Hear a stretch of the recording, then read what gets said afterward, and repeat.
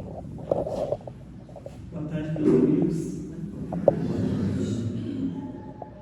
Nós estamos felizes por retornar a esta casa e reconhecendo algumas pessoas que já estão no público, que nós costumamos encontrar aqui. Tudo bem?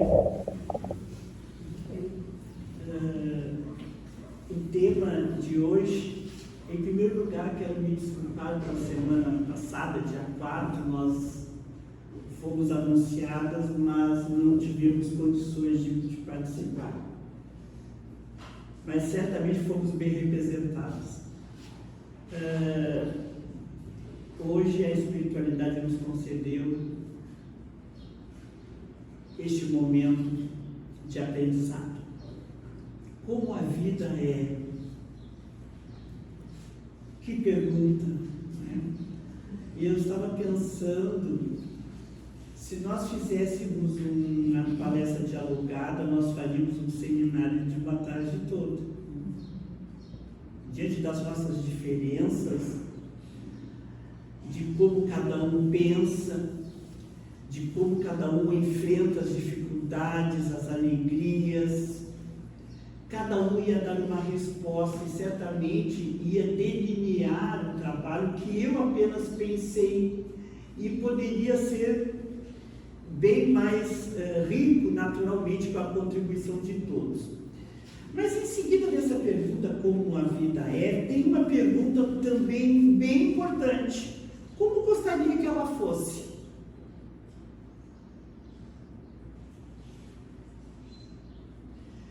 O que faço para tornar a minha vida melhor? Ou será que precisa estar melhor? Então, diante de tudo isso, vamos refletir um pouquinho, 30 minutos, sobre as reflexões que nós achamos pertinentes para trazer neste momento. A vida hoje que nós temos, nós já base, é racional e lógico, é o resultado daquilo que nós elaboramos. Então fica esse ponto base para a nossa reflexão.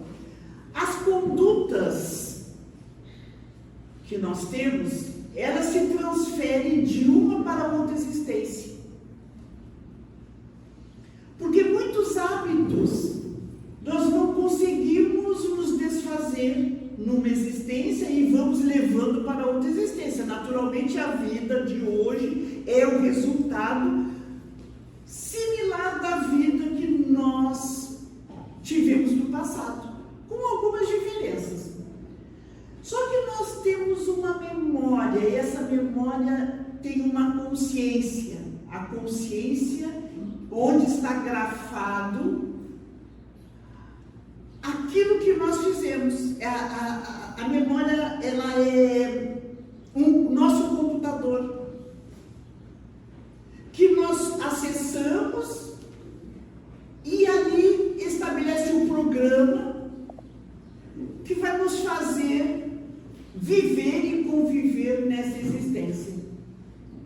Nós estamos diante de um contexto de vida aqui na Terra excepcional.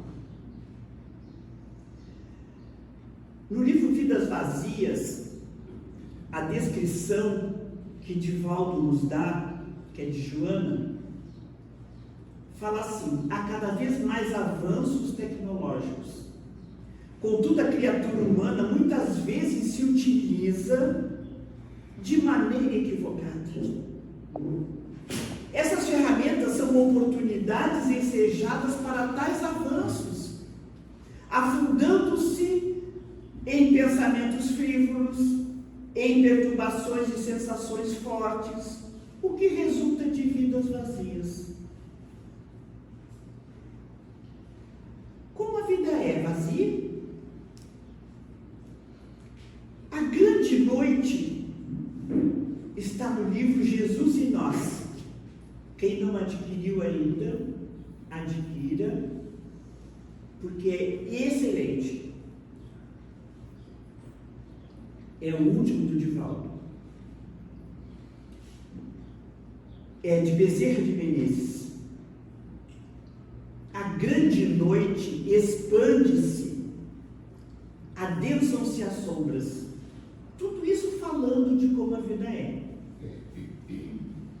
Uma ameaça paira em cima de todas as coisas, desafiando as criaturas humanas. Materializa-se a profecia que anunciava o momento culminante da evolução terrestre. Dissociam-se impositivos expiatórios da lei de causa e efeito para abrir espaço à regeneração que deve operar nos espíritos terrícolas, em todos nós que aqui estamos abrindo espaço para esse mundo de regeneração. Então, ao lado desse progresso tecnológico, das conquistas incomparáveis da ciência, estão o sofrimento, o desar, a angústia, as incertezas. Na fala de Bezerra, este ser que penetrou as micropartículas não logrou adentrar-se em si mesmo. Então, para que a gente possa fugir de nós próprios, nós investimos naquilo que é mais tranquilo, e este avanço tecnológico para encobrir o olhar que deve ser pertinente, necessário para esse novo momento que há de vir. É por isso o grande paradoxo, fala Bezerra, a evolução horizontal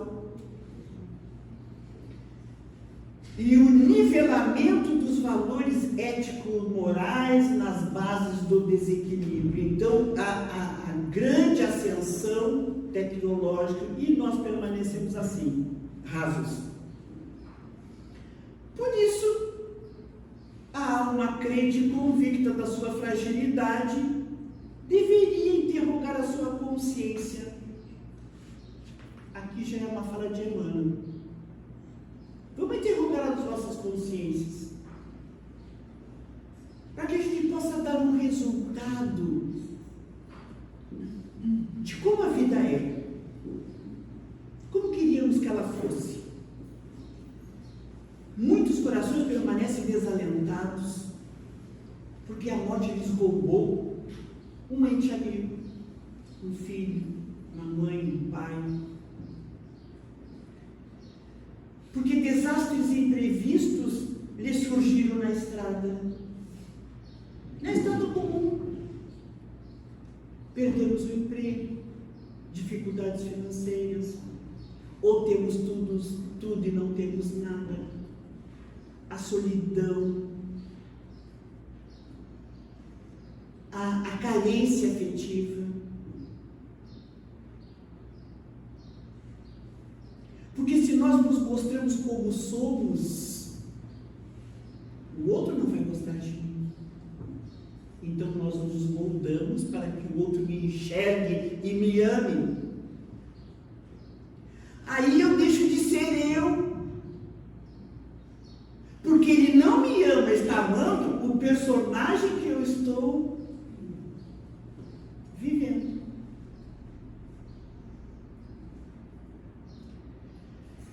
Como é que está a sua vida? A nossa vida ela é feita de etapas, né? A infância, adolescência, adultez, a velhice.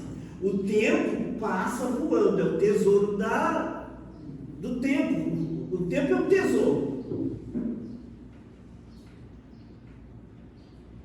Eu vou fazer 50 anos de casado em 24. Imagina.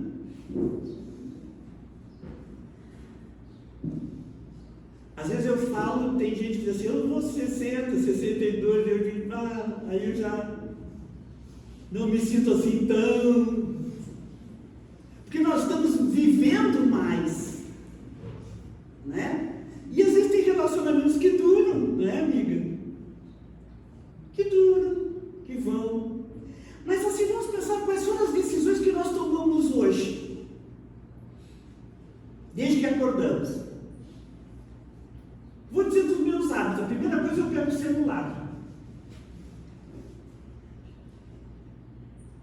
Eu olho a hora, e da hora eu já vou para o WhatsApp, qual é o recadinho, e aí a gente perde um tempinho.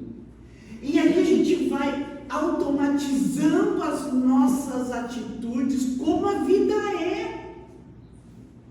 Como eu já estou com 70 anos, eu vou para a cozinha, acendo a chaleira lá e vou fazendo automaticamente. Quando eu vejo, eu estou com uma coisa na mão, já pensando outra coisa, e eu digo, o que eu vou fazer com isso aqui na minha mão? Onde é que eu vou botar? Então a nossa vida, o tempo, esse tesouro, nós vamos vivendo assim, automatizando,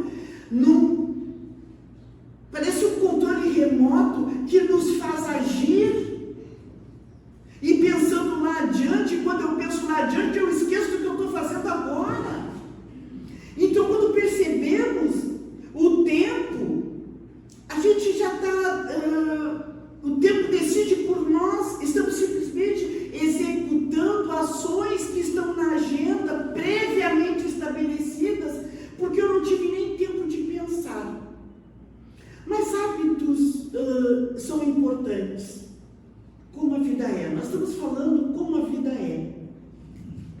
Praticar atividades físicas, nós sabemos tudo isso. Fazer pausas regulares, programadas.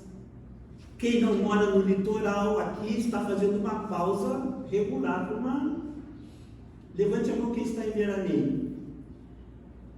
O resto tudo mora em Tramandaí.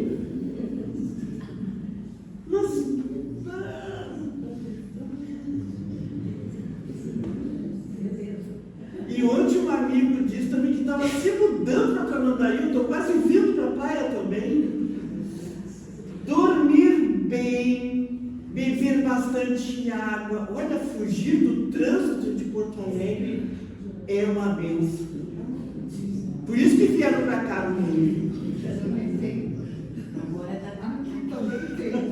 Mas é só uma época, né? Então esses hábitos, tudo isso nós vamos adquirindo e levando para a vida subsequente. Mas assim, nós temos as nossas crenças, a nossa escala de valores. Nós temos, nós acreditamos. Esses dias eu ouvindo música, né? Eu ouvi uma música que eu gosto muito e que a gente quase não escuta e estava lá no computador, no celular. Nós acreditamos no Deus amor? Quais são as nossas crenças? Eu sei que todos que estão aqui acreditam. E está nessa música, que é do meu tempo, talvez do tempo de muita gente. E quem não for vai chegar em casa e vai colocar lá para escutar, que ela é belíssima. Creio em ti. Quem não se emociona? Creio em ti ao ver que a chuva cai e faz a flor nascer. Creio em ti, pois sei que enquanto é noite aqui, é dia ali. Creio em ti porque me deste o riso e me deste a dor. Me deste o amor do meu amor. Creio em ti, creio em ti. Se a paz sobre nós, seu véu descer, a terra, eu creio em ti. Se a tempestade, a terra abalar, eu creio em ti. Cada vez que no mundo eu escutar alguém cantar, alguém chorar, direi então, eu creio em ti. Essa música traduz a nossa crença na imortalidade da alma, porque é uma música que transfere aqui a crença que Deus é justo, porque enquanto eu choro, outro canta, e enquanto é noite, é dia. Na expectativa dos nossos sentimentos, me deste o riso e me deste a dor, mas eu creio em ti. Eu creio neste Deus que não nos abandona, no amor deste Deus que nos faz viver e nos dá tudo isso para as nossas experiências. Então a nossa vida é baseada em qual Deus? No Deus que pune? Ou neste Deus que a doutrina espírita veio oferecer à humanidade? O sentido do tempo, o espírito imortal, em que na encarnação pode ir além do transitório, do fugaz, do frágil, para aproveitar bem o tempo e ampliar o conhecimento de si mesmo e das leis divinas. Isso é doutrina espírita, que nos faz entender a justiça de Deus, a misericórdia de Deus, e que quando a vida está diante das provas, das expiações, eu creio que são lições que estão grafadas na nossa consciência, numa memória que eu esqueci temporariamente, mas uma necessidade evolutiva da alma. Esse progresso intelectual realizado até o momento está na Gênese dos Sinais dos Tempos. Procurem lá no item 18, quando chegar em casa. Ele está em largas proporções e constitui a marca da primeira fase do avanço geral da humanidade. Então, este momento deste avanço já é um passo evolutivo. No entanto, esse avanço nos torna impotentes para vivenciar e para encontrar realmente a felicidade, esse impulso de regenerar os nossos espíritos. Porque enquanto o orgulho e o egoísmo dominarem o homem, estes conhecimentos servirá para satisfazer as suas paixões e os seus interesses pessoais. Razão porque os aplica em aperfeiçoar os meios de prejudicar os seus semelhantes e de os destruir. Então, esse avanço no aperfeiçoamento das bombas, dos meios de flagelo da humanidade, dos fake news, das perseguições. Então nós utilizamos a internet, que é algo maravilhoso, e tem pessoas que ficam, perdendo tempo ali, utilizando como vou utilizar para prejudicar esse ou aquele.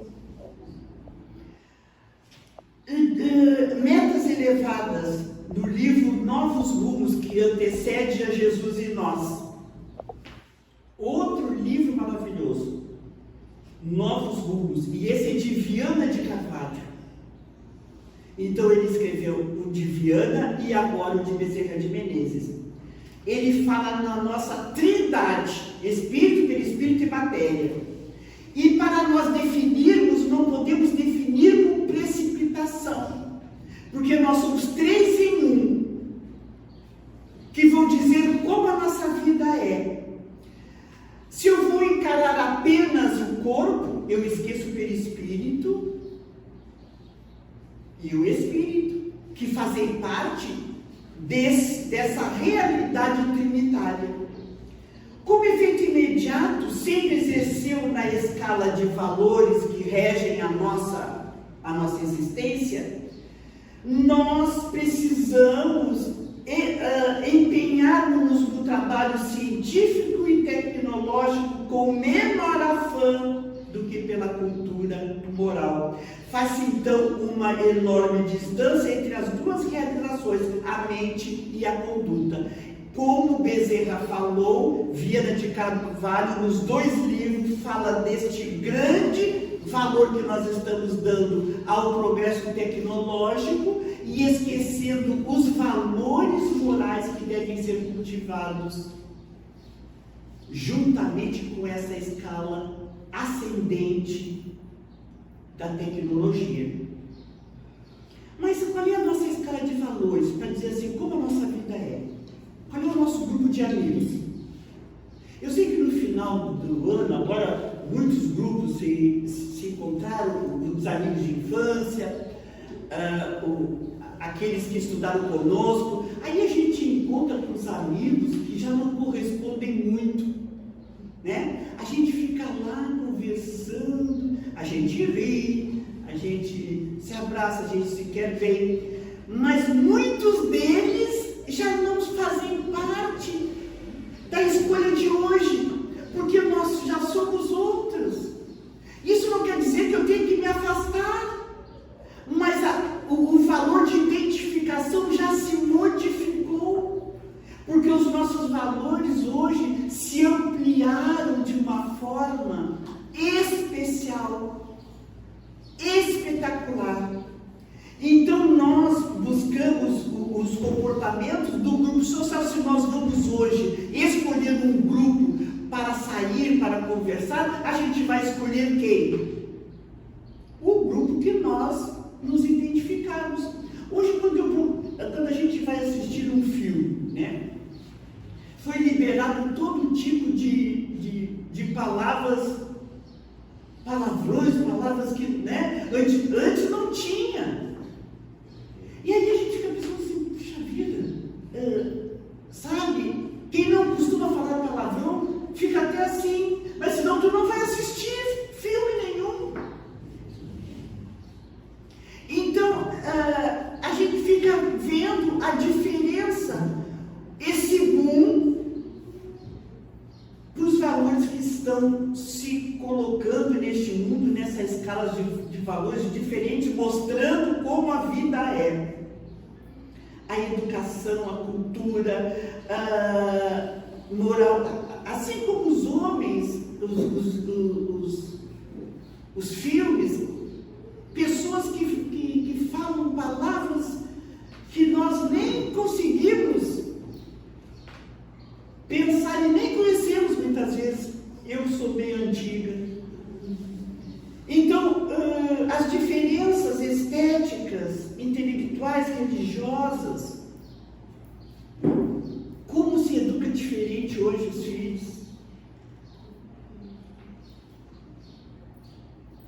Então eu penso como vó.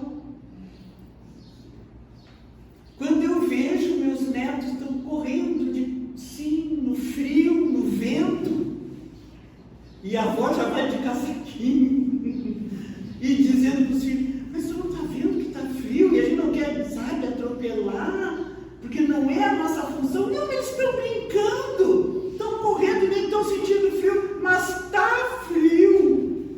Aí quando a minha neta entrou depois do frio, daquela geada, que teve agora, né, aquele chuvisqueiro, e disse, caramba, tu está geladinha. Toquei ela quentinha. E disse, caiu por terra.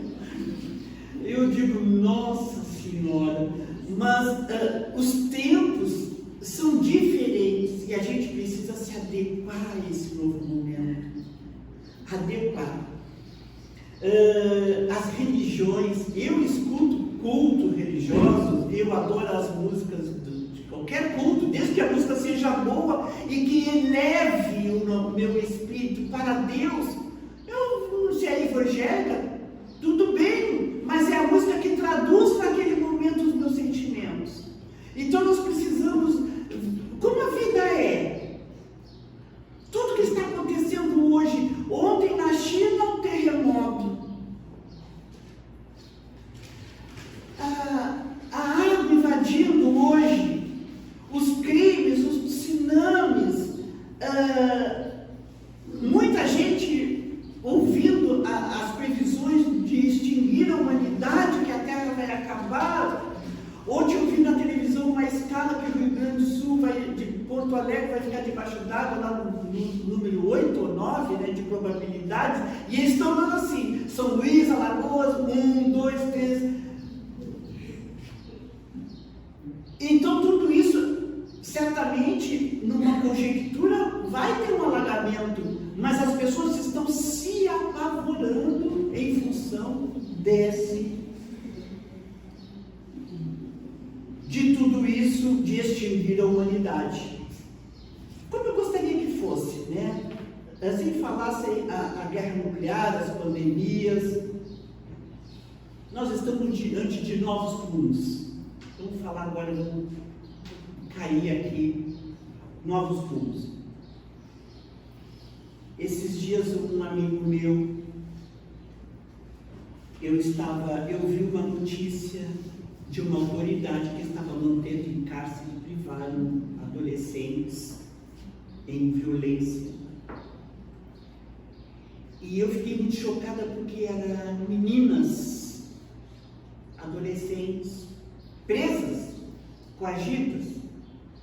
Lembrei também, quando eu estava na faculdade, que a nossa coordenadora disse que foram tiradas de um abrigo, de um apartamento tal, assim, por pessoas com poder aquisitivo muito grande. E eu fiquei chocada, né? E conversei com esse amigo e disse: o que falta acontecer?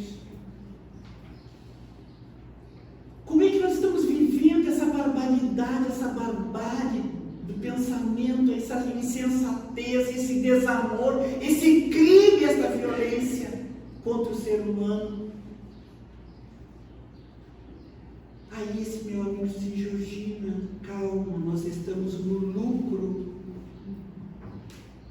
Eu disse: que lucro? Georgina, ele quase me disse: tu é tão inocente, Georgina. Georgina, isso sempre existiu. Agora está sendo mostrado para o mundo. Nós estamos no lucro do momento. É como se tu estivesse comendo sob a mesa e os farelos estivesse caindo. E o que tu faz com os farelos? Eu digo: eu jogo no lixo, uma pazinha. É isso que vai acontecer com esses espíritos. Aí eu lendo, Viana de Carvalho diz: milhões de trabalhadores do bem mergulharão nos fluidos do corpo, enquanto estes estão sendo expurgados da terra. Estes que se detêm na violência, no crime da violência, não voltarão mais ao nosso mundo.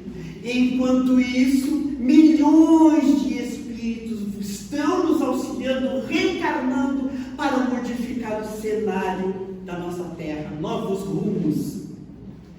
Então, quando nós pensamos na nossa doutrina espírita, Deus é a inteligência suprema, causa primária de todas as coisas, eterno, imutável, imaterial, único, onipotente, soberanamente justo e bom, que nos fala da reencarnação, do livre-arbítrio, da imortalidade da alma, pluralidade dos mundos habitados, da mediunidade. Esse viés que nos dá ensejo de nos comunicarmos constantemente com os nossos entes queridos, com os espíritos, guias espirituais, que estão sempre ao nosso ouvido, dizendo: não faça, tu vai por aqui, te protege, faz isso, muda de hábito, procura um médico, faça um exame, sabe? Coisas assim, perdoa, aceita. Tem outras coisas que dizem: não te humilhes, persegue, não perdoes. Então nós estamos aqui diante de um momento de escolha. Como a vida é? Quais as companhias que estão nos ferindo? Qual é o diálogo que eu estou mantendo com a espiritualidade? Qual é o objetivo das nossas existências? Mas nós precisamos pensar nas existências futuras, nos filhos dos nossos filhos, nos filhos de quem é jovem aqui. Essas crianças precisam ser evangelizadas, elas precisam conhecer Jesus. Eu estava numa esteticista a semana passada e ela disse: Georgina, tu tem feito muita palestra? Eu disse: sim. Quando eu disse: bom, vou fazer uma amanhã ainda. Qual é a palestra que tu vai fazer, Georgina? Eu vou falar sobre o sublime testemunho de Tomé. Tomé, quem é Tomé? E a gente pensa, né, que gera domínio assim? Não, meus amigos. Isso que Tomé é o famoso, né? Para quem não sabe, porque nem sempre todo mundo domina tudo. Mas procure nos apóstolos de Jesus. Tomé é aquele que não estava quando Jesus apareceu, na primeira aparição para os apóstolos, 3 dias depois. E ele disse: eu não acredito, vocês estavam sonhando, vocês estavam delirando. E Jesus adentra novamente naquela sala, diz que as paredes se desmaterializaram e a brisa do mar invadiu o recinto. E Jesus, na sua beleza transcendente, disse: a paz convosco. E colocou os olhos sobre Tomé. E Tomé não sentiu censura nenhuma, porque quando Jesus olhou nos olhos dele, eu não acreditei. Ele deve ter pensado assim: Jesus sabe que eu não acreditei. Ele deve ter pensado isso. Nenhuma censura. Diz Tomé: venha, toque nas minhas chagas. Sou eu vivo. Olha que imagem maravilhosa. Aí quando Tomé vai e toca nas chagas de Jesus, bem-aventurados, aquela frase famosa, que creem e não precisam tocar, transmitindo a todos nós a fé, a esperança em dias melhores. Como a vida é, tenham fé, tenham esperança. São provas passageiras. Nós precisamos vencer e dar o nosso testemunho. Não é o testemunho de se ajoelhar, que isso não, mas o testemunho das nossas almas genuflexas muitas vezes, agradecendo ao Criador a vida que temos, porque nós somos os felizes da terra. Nós sofremos, claro que sim, sofremos, choramos, mas precisamos lembrar dos nossos filhos. Os teus netos sabem que existe uma vida e que a vida continua?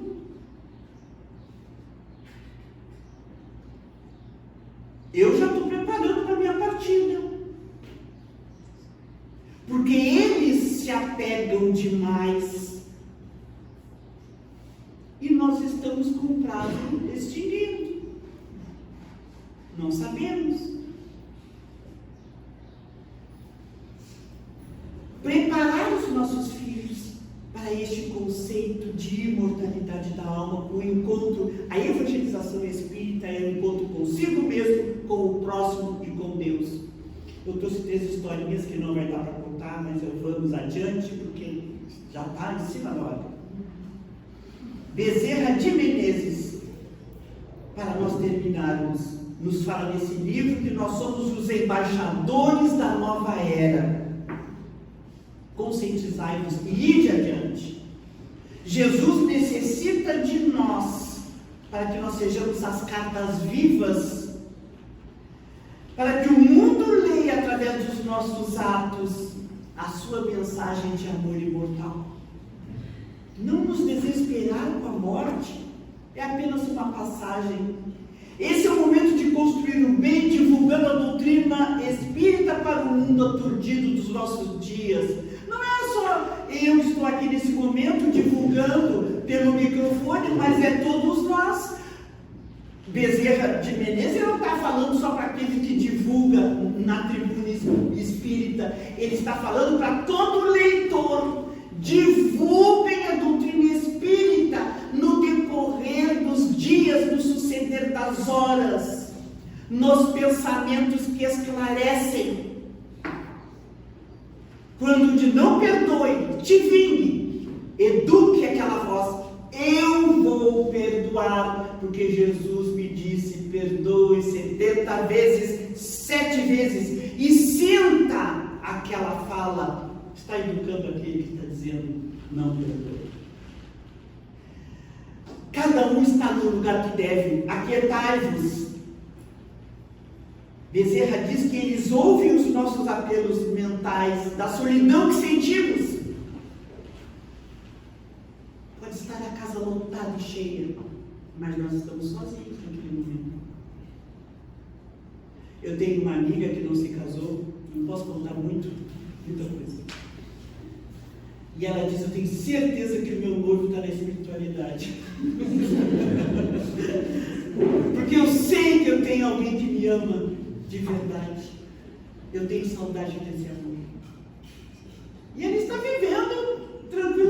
amando a vida e as pessoas. Tende bom ânimo em qualquer circunstância. Jesus nos chama à renúncia e à sublimação. Somos os heróis das sepulturas vazias. Se alguém perdeu um ente querido, sinta-se herói. Porque quando nós saímos do cemitério, nós deixamos a sepultura vazia, porque o nosso amor não está lá. Esta certeza nós já temos. Para terminar, para que a vida seja louvada, assim como ela é,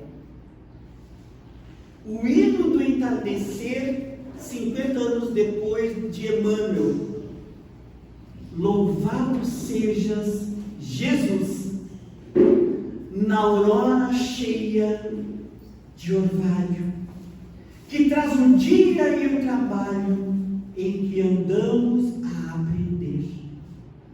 Louvado sejas, Senhor, pela luz das horas calmas, que adormenta as nossas almas no instante do entardecer. O campo repousa em preces, o céu formoso cintila, e a nossa crença tranquila repousa no teu amor.